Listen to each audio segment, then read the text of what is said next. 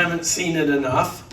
The key verses are Romans 1:16 and 17, which Romans 1:17 is actually a quote from Habakkuk 2:4, as Paul is citing the Hebrew scriptures to suggest that this was God's plan A. It's not something that's changed as a result of the sacrifice of Messiah Yeshua or his coming to this world. It says that the power of God for salvation is for everyone who believes, to the Jew first, and also to the Greek. The righteous shall live by faith, not by Torah keeping. We're viewing the rest of the letter as dealing with implications. Paul's arguments, as I just said, throughout this book are based on the Hebrew scriptures. Though in chapter, in chapter 12, I'm getting slightly ahead of myself, but I'll mention it here. It takes him 19 verses before he cites the Hebrew scriptures, and we'll talk about that in just a few minutes. In Romans 9 through 11, he discussed the role of the Jews and Gentiles as part of as a community, not their individual roles in the kingdom of God. He emphasized God's faithfulness to the Jews and emphasized the inclusion of Gentiles. And then in Romans 12:1, we are asking the question of, okay, if salvation is by faith, then what was all the purpose in the sacrificial system? Was it merely to point to Messiah as the sacrifice? And Paul responds that even though we no longer need animal sacrifice, we are to offer up our bodies as a living sacrifice. And this is described as a reasonable request. It is our response, our reasonable service to him based on what he has done for us. So the next question is, okay, how do we offer up our bodies as a living sacrifice? And the rest of chapter 12 and chapter 13 are going to help us to answer that question. In the next verse, we're to be transformed by the renewing of our minds. Well, once again, we have a question. What is the renewing of our minds? And Paul says that we will know the Lord's will as a result of this renewing. And we've described before various aspects of renewing, taking on a different worldview, taking on a biblical worldview. And so living a life that is focused on the Lord, spending time in his word, spending time in fellowship with him, prayer, and giving thanks. All of these things are renewing because our minds operated differently before we came to faith. And then as we continue on in Romans 12, verses 4 through 8, we see this description that each one of us is unique. There is different gifting in the body of Messiah. And Paul makes an analogy to the body of believers and the way the human body works. And then he exhorts us to use various gifts. And the gifts that are described here are the gifts of prophesying, ministering, teaching, encouraging, giving, leading, and showing mercy and compassion. And then in Romans 12, verses 9 through 13, it starts out saying that our love is to be genuine or sincere. And the next question that's logical to ask, and that we believe Paul is then going to answer, and we talked about this last week, is what does sincere love look like? And once again, that's a subset of what is offering ourselves up as a living sacrifice. It is tied to renewing our minds. It is tied to loving in a way that is genuine, not loving to get something in response, not loving in a way that is just something outward, but truly being motivated by God's love for us to love others. And Paul actually gives us some examples. But our living sacrifice is to now be offered up out of love. That's the ultimate in genuine love. It is voluntary. Up until now, sacrifices have been compulsory. They've been mandatory. If you committed a certain sin, you had to bring a certain animal to be offered up. And the temple is still in existence when Paul is writing. But with the exhortation to offer ourselves up as a living sacrifice, this is voluntary. This is changing the way we perhaps have approached things up until this point. So genuine love, Paul lays out for us, is to hate evil. And we cited a number of verses to support that. Proverbs 8 verse 13, Psalm 97 verse 10, and Amos 5 verse 15. We read them all last week. We're to cling to what is good, and we read Philippians 4, 8, and 9. We're to show kindness and brotherly love. We said brotherly love is Philadelphia. Not saying that that's what you'll find if you go there, but that's the Greek word for it. And we cited 1 Peter 1:22. We're to be diligent, not lazy, according to 2 Thessalonians 3, verse 10, which I left in there nicely enough. We're to serve the Lord fervently. And we're to rejoice in hope, show patience in trials, and persevere in prayer. And we're to be generous with other believers and to show hospitality. And that's where we kind of left off last week. And the Greek word for show hospitality is diokontes, and it can be translated as pursuing hospitality. And I mention that because that same word is going to be used in the next verse, Romans 12, verse 14, which says, most translations say, bless those who persecute you. And Yeshua said in Matthew 5, verses 43 and 44, because this is really a repetition of something that he had said earlier, you have heard that our fathers were told, love your enemy, love your neighbor, and hate your enemy. But I tell you, love your enemies, pray for those who persecute you. So Yeshua says love, and here the Greek word is agapete, from agape, the selfless, unconditional love. Those who hate you, the Greek word is ekthrus. And it has the idea of the haters, essentially. Pray for your, and then the word diakonton is there, and it has the idea literally of faithless servants. Now, it's translated in most translation as those who persecute you. But the Greek simply says faithless servants. The translators have gone a little bit beyond that. And you find this, in many places. And part of this, I think, is because of what Yeshua said in these verses we just talked about. In Luke 6:27, and this is really kind of both in Matthew 5:44 and Luke 6:27, Yeshua is talking in kind of a parallelism. And so he says, pray, pray for those who persecute you. I guess it's let's see.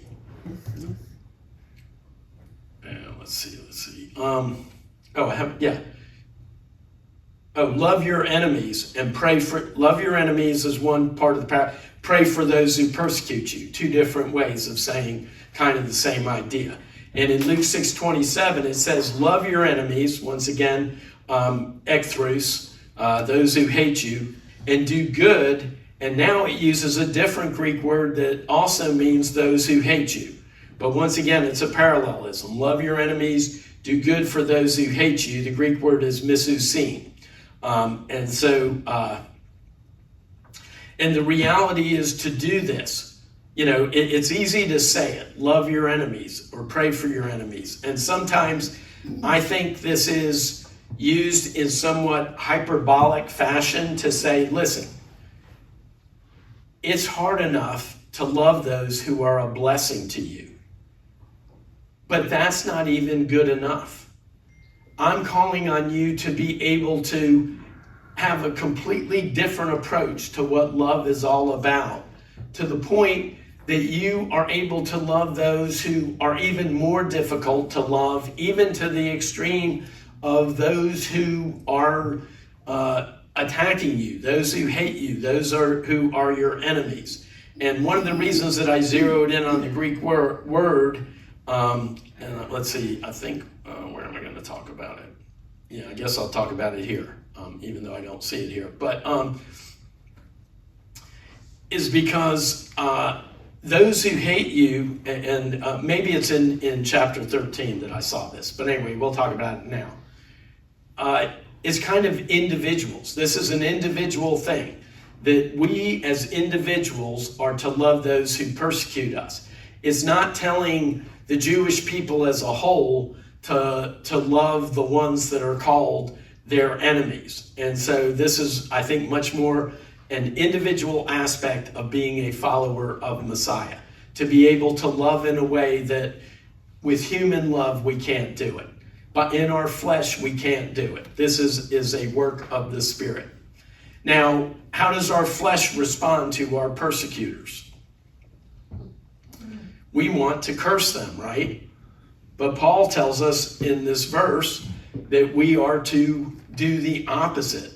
We are to bless them. And I believe that verse 19, which we'll come to in a minute, actually explains that a little bit further. But first we'll go through verses 15 through 18, which says, "Rejoice with those who rejoice. Weep with those who weep. Be sensitive to each other's needs. Don't think yourselves better than others, but make humble people your friends. Don't be conceited. Repay no one evil for evil, but try to do what everyone regards as good. If possible, and to the extent that it depends on you, live in peace with all people." So we don't just live our own lives, but all of a sudden now we are connecting with others. When they are happy, we should be happy. When they are sad, we should be sad. We are being sensitive to where they are and not just thinking about our own situation. None of us is better than the other. We all go through different things. But we're encouraged to do good works, do what everyone regards as good. And in terms of our role, we are to live in peace with all people. We're not to be a people who hold grudges. We're not to be a people who complain and who whine and who bicker and who get caught up in the little details, the minutia, and argue over that. We're to be sensing the Prince of Peace, who has helped us to really understand and experience peace with our Creator, now encourages us to experience peace with all people, with our fellow man. And once again, all of these words are easier said than done. Mm-hmm. But the reality is, when you find your temper rising, your voice getting a little bit louder, we can think about, okay, wait a minute. Am I doing what I need to do to live in peace? Or is my flesh trying to exert itself or protect itself or lash out, or all of the different things that our flesh tends to do? There is no more pleasing experience than to just feel like you're enjoying yourself with a member of your family, a member of your congregational family, a friend, where you're just getting along and having a good time. And any issues that come up, you kind of laugh them off. They just don't seem important or meaningful. And that's when we're able to really connect with people. And that connection is a blessing both to us and to them. But our flesh comes in prepared for battle, right? It is ready to take on whatever challenges are out there. Its number one goal is to say, okay, I got to make sure that no matter what else happens, I come out on top. If other people get hurt, so be it. Nobody is able to do me wrong and get away with it. Nobody's able to yell at me. Nobody's able to argue with me. Nobody's able to try and take advantage of me. My flesh is ready to go to battle about that quick. And that's why we have to really pray about this. We have to meditate on this chapter. We have to say, okay, this is what renewing our minds. Remember, renewing our minds and genuine love. That's what we're called to do. And we can ask the Lord to help us, that each time we find ourselves losing this battle, we can say, okay, Lord, the next time, help me to not, become defensive so quickly. Help me not to lash out. Help me to even recognize when I'm doing that sort of thing. That's the first step.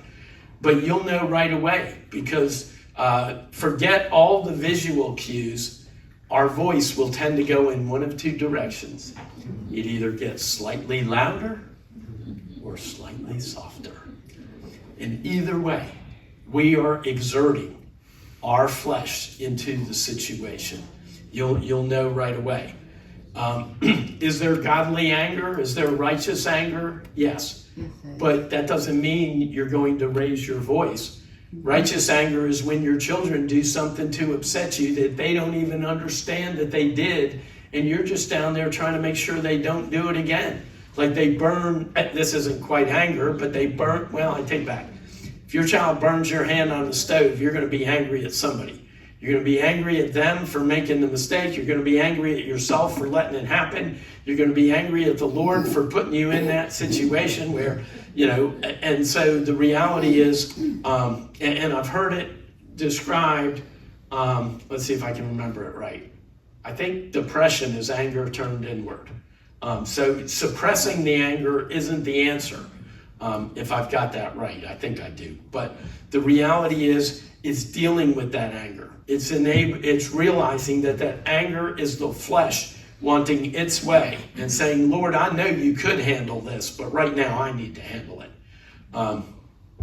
We do that, don't we? Or am I the only one? Anybody? Yeah, okay. Just checking.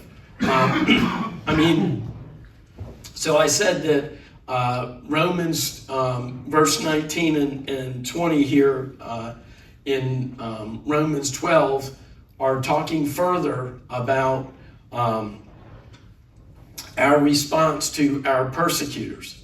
And it says, citing Deuteronomy 32:21, it says, never seek revenge, my friends.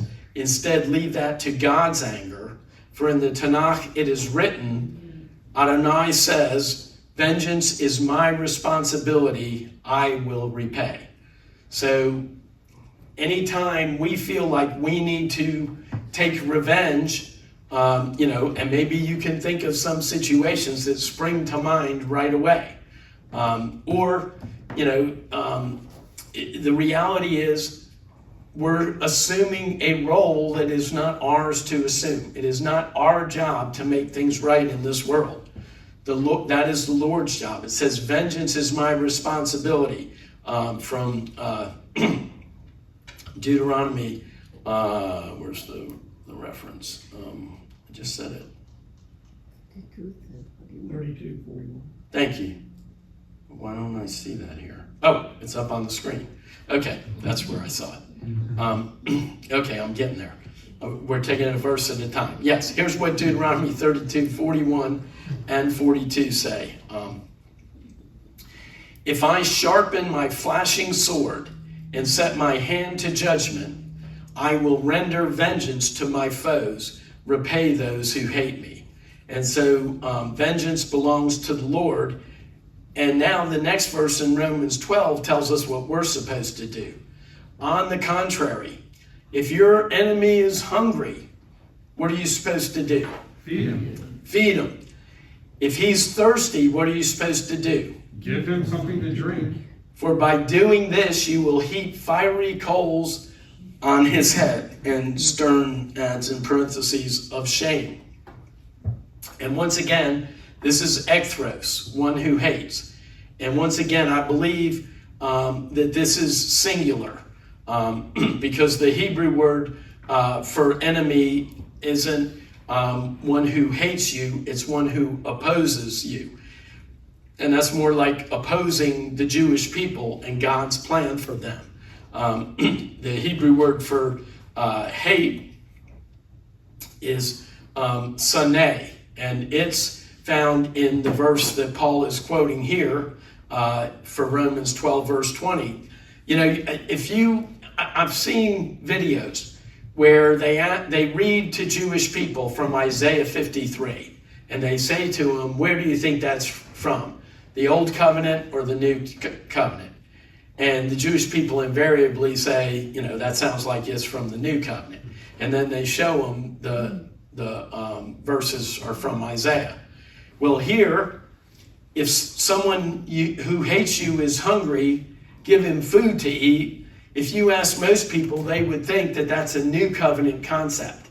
But the reality is that's a quote of Proverbs 25, verses 21 and 22, which says, if someone who hates you is hungry, give him food to eat. If he is thirsty, give him water to drink, for you will heap fiery coals on his head, and Adonai will reward you. And so there's two aspects to this. First of all, heaping of the fiery coals. Anybody heard teachings on that before? I think that it has the idea, I did some research on it, and the bottom line is it's intended to produce remorse in your enemy. It's intended to see that because you are blessing them, they should not be nearly as hateful towards you. And secondly, it has the idea of the Lord is rewarding you for acting in a way that is the right way to respond, that is being led by the Spirit rather than going by what our flesh would want to do. Because our flesh, when it sees someone who hates us, who is hungry, what does our flesh say? Serves you right. Get a job. You know, if you were nicer to me, I'd invite you out somewhere to eat. But this says, you know, no, we're doing it differently. So this is the calling. And sometimes it's described as the high calling in Messiah Yeshua. I believe Paul used that terminology in Philippians 3.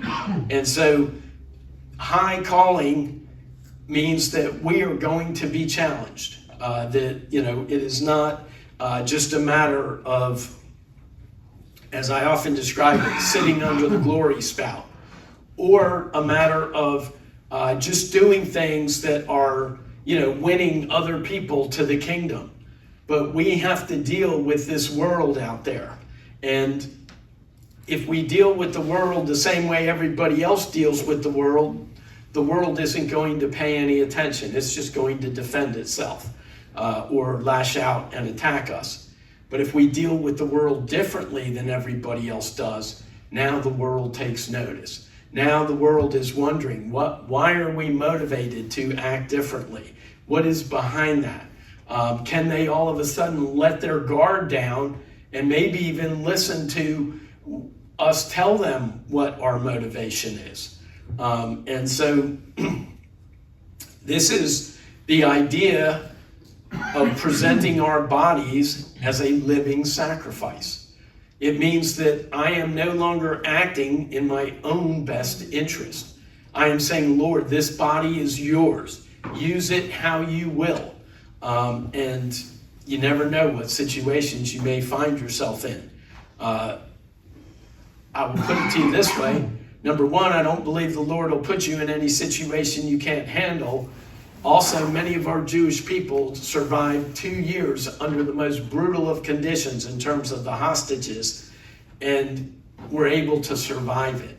And so, you know, you're surprised what you can survive when you have to survive it.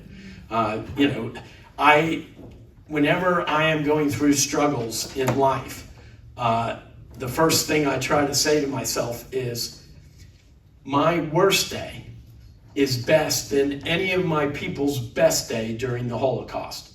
I am not standing out on a pavement on a freezing day with barely any clothes or shoes for hours and hours where if I collapse, they might shoot me. My little pity party that I'm having for whatever is going on in my life pales in comparison to that. And so when somebody comes along and they step on my toes a little bit, or, just kind of interfere with my plans for the day, if we can keep it in perspective, and we all have that. You can picture Yeshua on the execution stake, and you can say, Lord, this is why you came, so that everyone would know of how much you love them. And you've given me the privilege of helping other people to see that. Help me to allow my spirit to lead and my flesh to be put down so that I can effectively communicate that to others, so I can be a blessing to others. It's easy to get caught up in our day-to-day existence and what all is going on in the world. The way I sum up Romans chapter 12, ultimately, how do we present? Let's see if I'm caught up. No, I'm a little behind. Just a little. All right, there we go. Oh, I haven't even gotten to that one yet. The last verse. I don't sum it up quite yet. The final verse in Romans 12. Do not be conquered by evil, but conquer or overcome evil with good. There's all kinds of evil out there, right? And it can get us down. I'll tell you how to get down real fast. Turn on the TV. Watch the news. Yes. Or 2/3 of the other shows that are on there.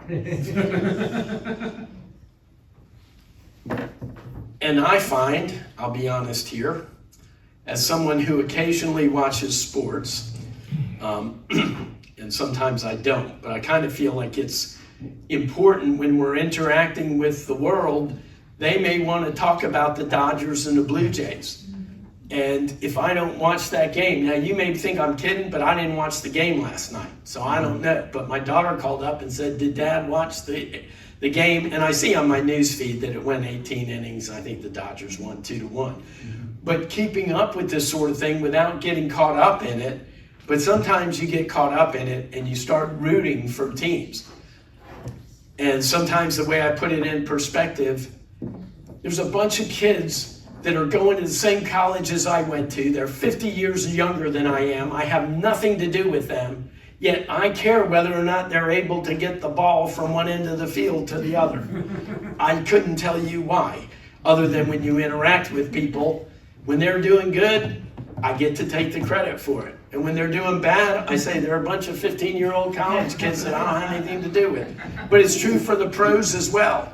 And any other, it doesn't have to be, sports. There's different things that we get caught up in. And the reality is we really need to keep it in perspective.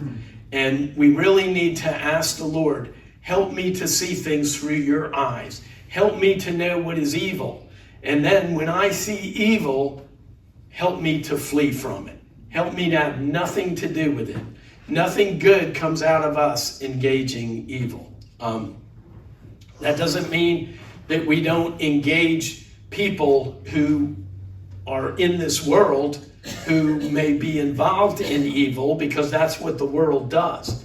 And we can testify to them, but we don't have to embrace what they are doing.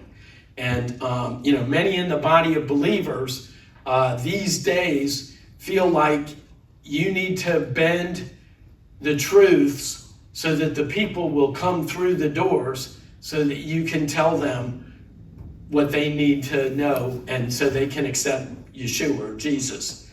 The reality is, it's not just about accepting him. It's about God's whole world being a whole word from Genesis to Revelation, being a revelation of truth that we live by no matter what. And we will then be an island in the storm, but not Jamaica at the moment. which if I think about it, we'll pray for those in Jamaica because they are going to be in some serious hurting after today. But the reality is that we can be a light in the darkness, and we can't lower our standards to draw them in. We have to keep our standards what they are and allow the Lord to bring them in. And so that's what we try to do. Now, I don't explain it enough, but one of the reasons that we do our services the way we do is so that a Jewish person who comes to one of our services, everything will be somewhat familiar, except that we're talking about Yeshua from the moment they sit down till the moment they leave. We, don't sugarcoat it in any way. We are telling them, because he's the one who has made the difference. Without him, it's all just putting on a show.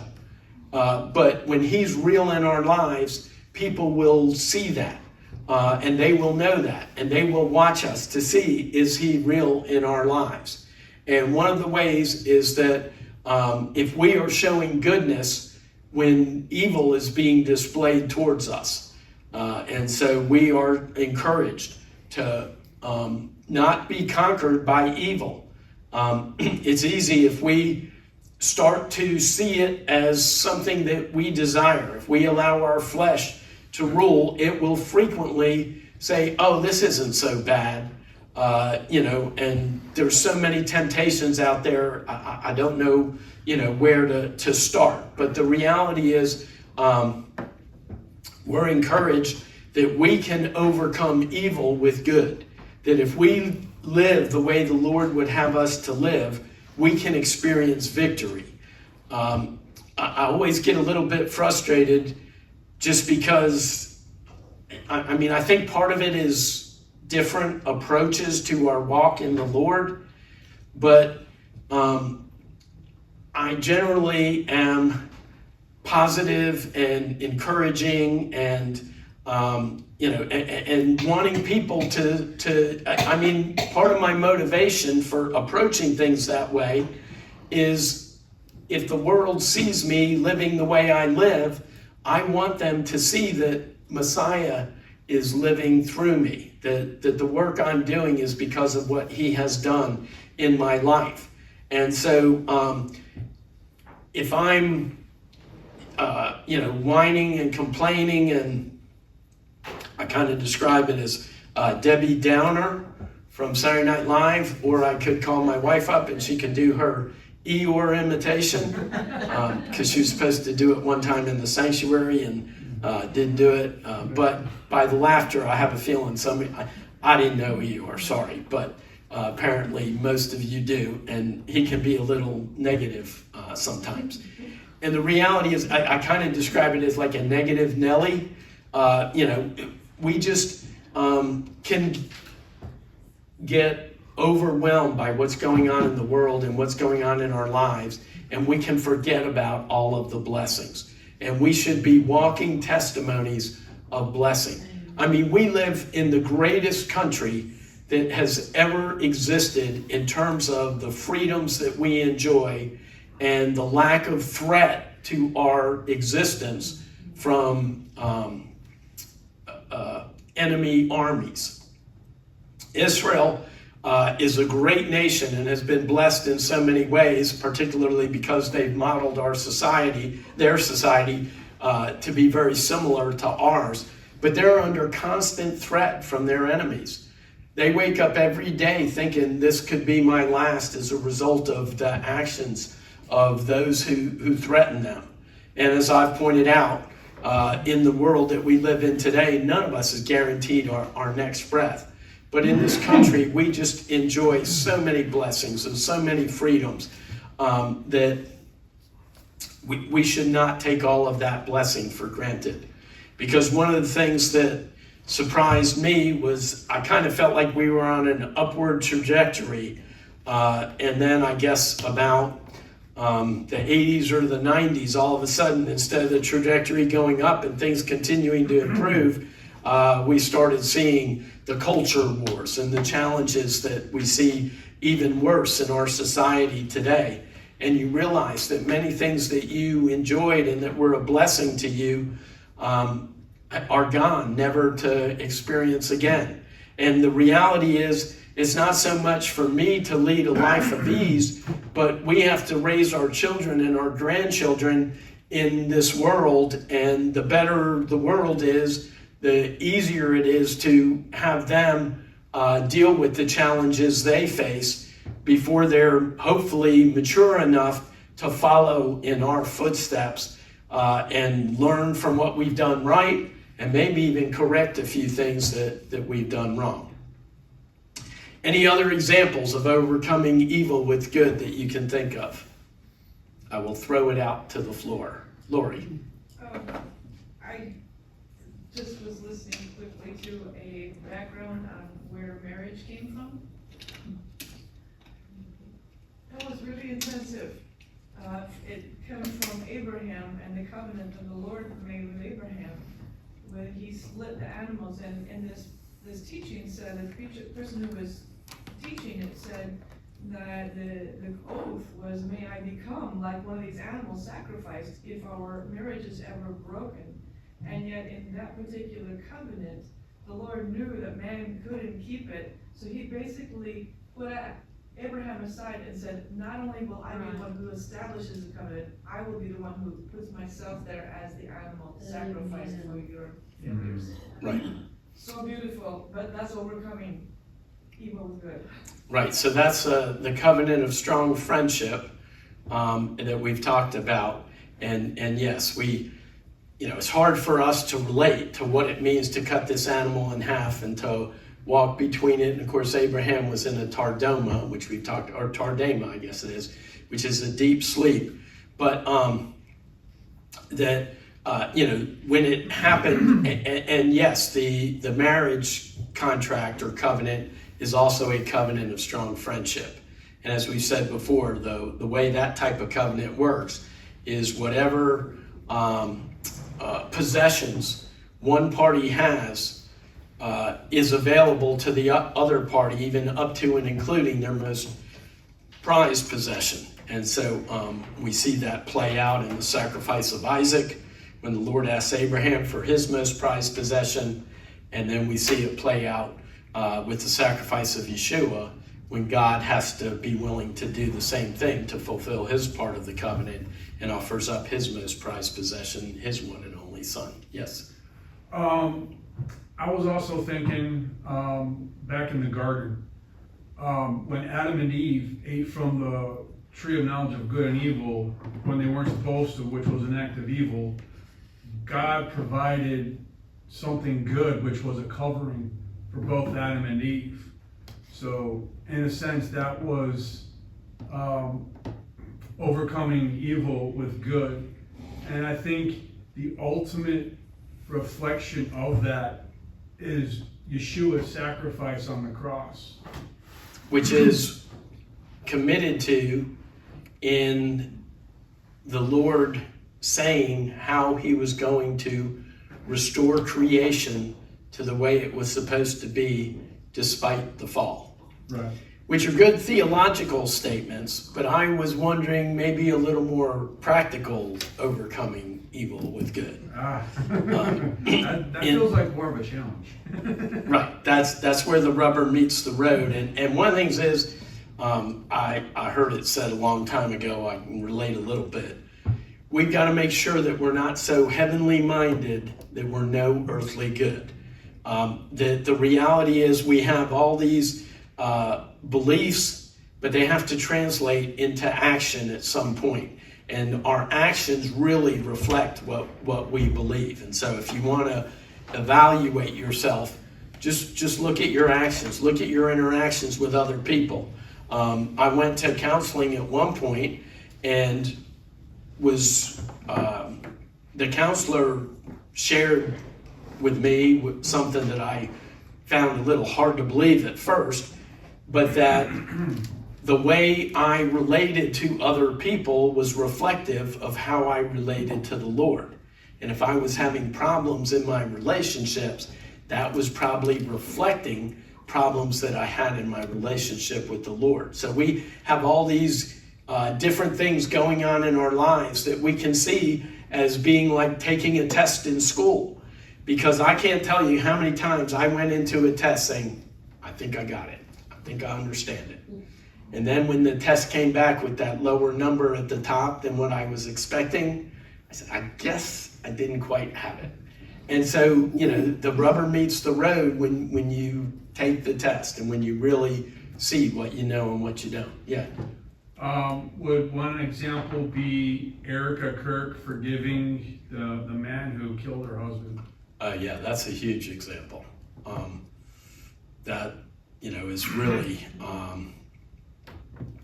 I think we all aspire to do something like that.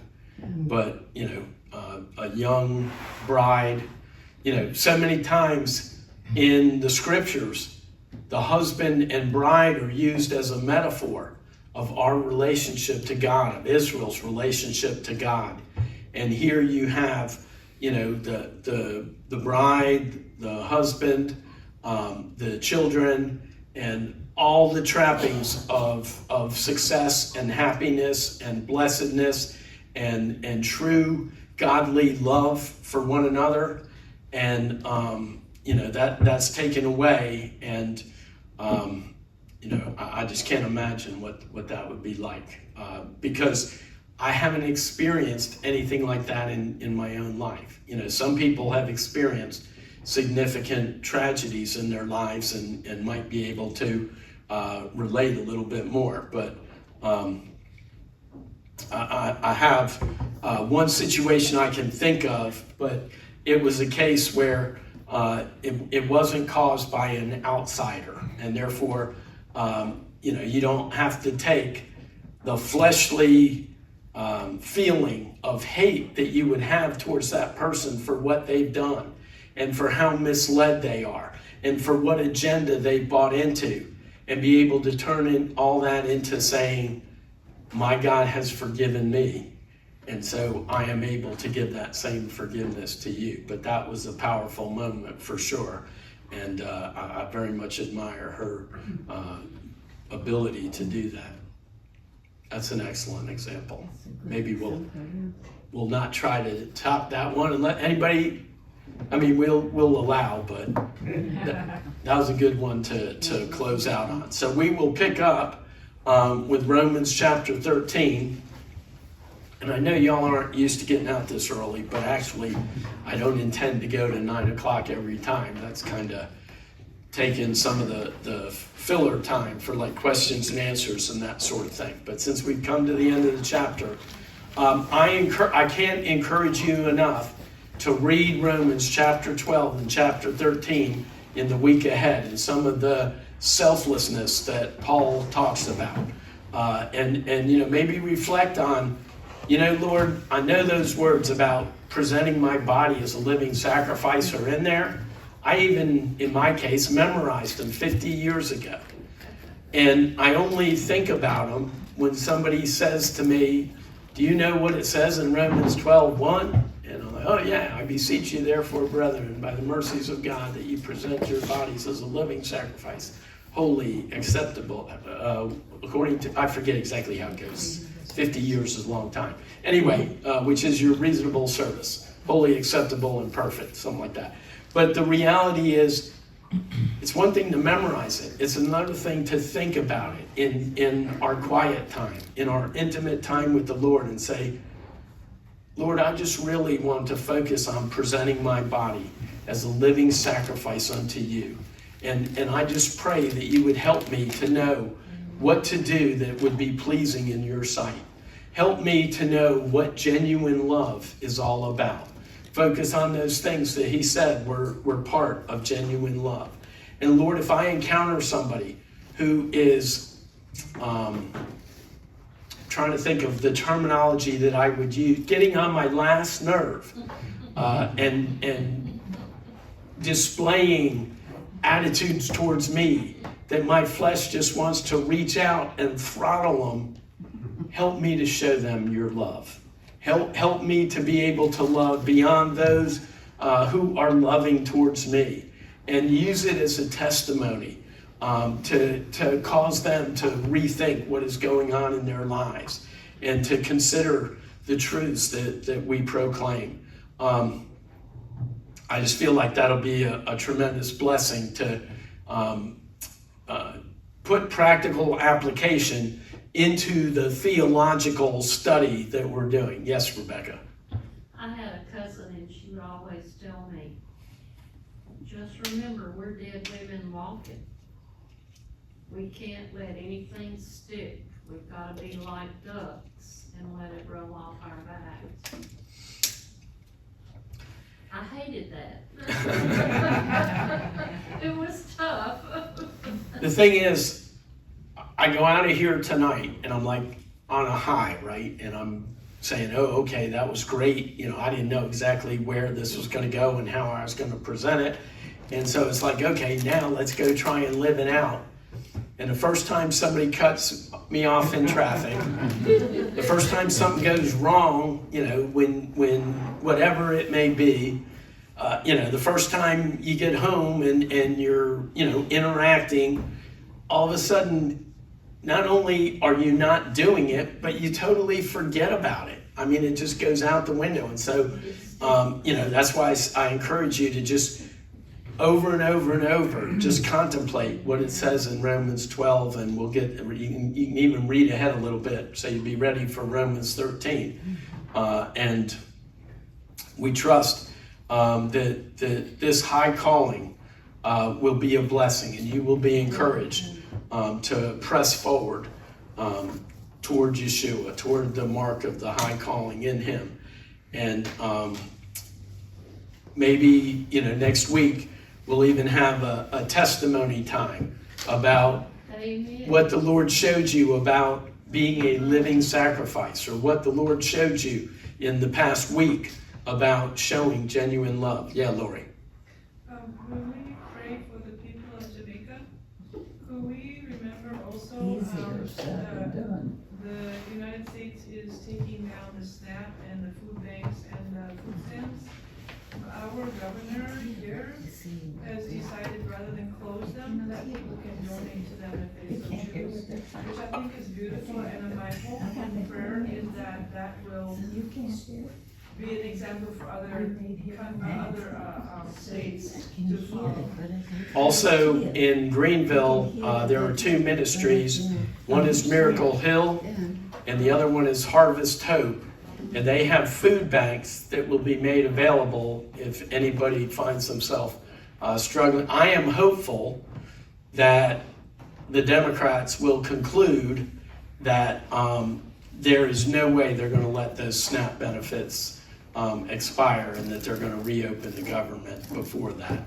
But that certainly, and we also support a congregation that whenever we get money in, have people bring food in, we take it over to them as well. And so those are three different ministries in Greenville that if we get to the point, November 1st, where the SNAP benefits expire, we will be looking as a congregation and deciding which of those to support, if not all three of them. And if you want to give an offering for that purpose, you know, next week we can do that. I mean, you can do it Friday preemptively if you want.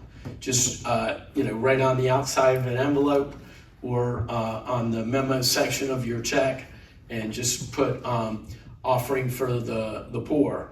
And we will see to it that it gets to a local food bank. You can do it on your own if you like. Miracle Hill has a website. You can go to that. So there's lots of different ways. But yes, we are not... I don't think we have a lot of people in our congregation that are relying on SNAP benefits, but if any are, we'll encourage them to come see us, and we'll definitely take care of them. I actually raised that question with a lady who has contact, the Israeli lady. I said, I would like for, she heads a group called Jewish Family Services, and I said, I would like for you to contact the synagogues and see if they're going to take care of any of their members who are on SNAP, because I think that they ought to. but whether they do or not, I don't know. Maybe I'll call and offer that we would be willing to if they're not, but that could be a little dicey. Yeah, Jeremy. Wasn't helping the poor, wasn't that originally what the church was supposed to do? Absolutely. And then the government, through various welfare programs, took on that role? Correct.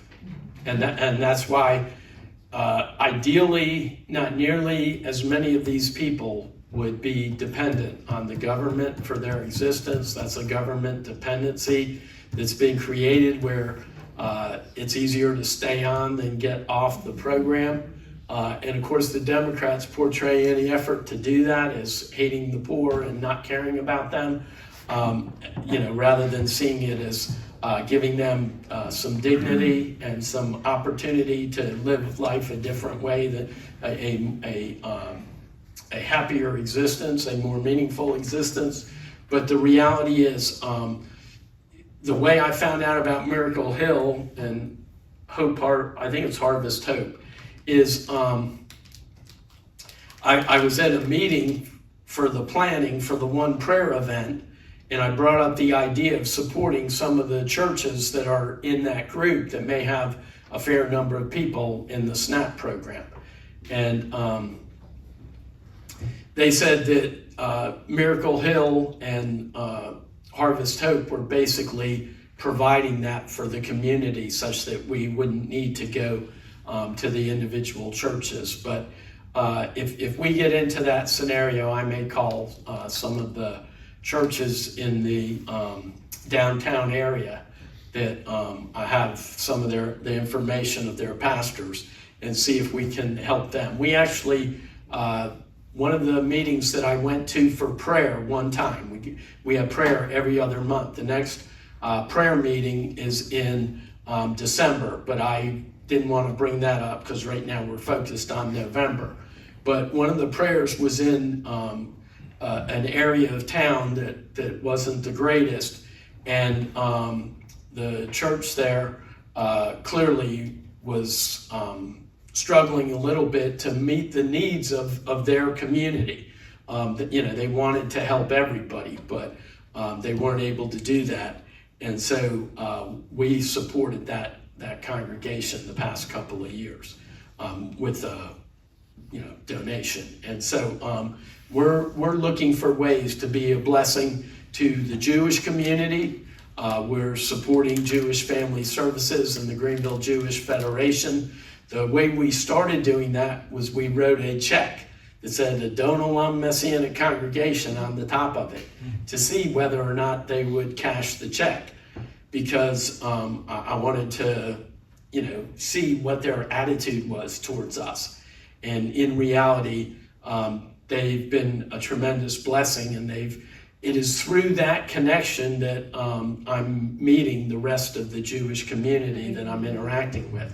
So you never know what small step, according, like Neil Armstrong said, will lead to just amazing opportunities as a result of that step. And so in this case, there have been so many blessings that have come out of that. It's just, I'm just trying to live up to the opportunities and to be sensitive to how the Lord is, exactly what He's doing. But so I appreciate your words of encouragement for that. So let's go ahead, pray that it won't come to that in terms of people having to go find different ways of getting food. Pray that they will even see that they would be better off not depending on the government, but finding ways to get out of that scenario. And certainly a lot of assistance is probably going to be needed in Jamaica as well. I know of no Messianic congregations or even groups in Jamaica, but we may find out as people from around the area. I know we have a Messianic group in Haiti, and so we'll just have to see how that turns out. But if we find out there's a need that we can be a blessing, we will certainly look to do that. Yeah. I don't know if my sister in prayer, from New York, from Buffalo, New York, I don't know if she knows of any Messianic who are there, but her husband has been going there for a couple of years to build them a house there. So I can ask her too if she knows if there are any Messianic community. I would try to remember to do that. Okay. Because she is Messianic. She goes to Messianic synagogue in Buffalo, New York. Well, and one thing is, it kind of depends on where the worst part of the storm goes as to how bad areas are going to be impacted. But certainly a Category 5 storm hitting land, and it's an island, so the storm doesn't lose much intensity as it goes over. It's going to do some significant damage, and they're probably going to be without a lot of infrastructure, which means it takes weeks to months to even get back up and have full electricity available and be able to have reliable water and food supply. So it's probably going to be a bit of a extensive recovery effort. All right, let's just go to the Lord in prayer. God of Abraham, Isaac, and Jacob, Lord, we thank you for this letter that Paul wrote to the congregation in Rome. And as we deal with the implications of salvation by faith instead of Torah keeping, we find this exhortation to offer up our bodies as a living sacrifice, as a reasonable thing to do as followers of Messiah. And so, Lord, I just thank you for the encouragement and the examples that Paul has given us in this letter to do this as followers of Messiah, as understanding your love for us and being able to display genuine love one towards another. Lord, we pray for any congregations in Jamaica, Lord, that you would supernaturally just spare them from the worst of this storm. Lord, that you would help us to be able to see any areas where we might be able to minister.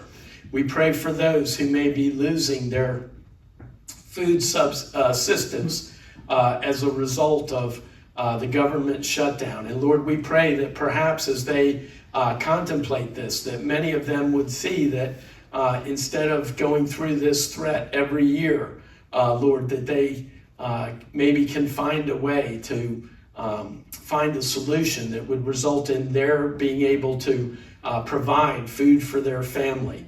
Lord, that they would be able to see the blessings that would result, the dignity that they would be able to experience. And so, Lord, we just pray your blessing on each and every one who is here, Lord.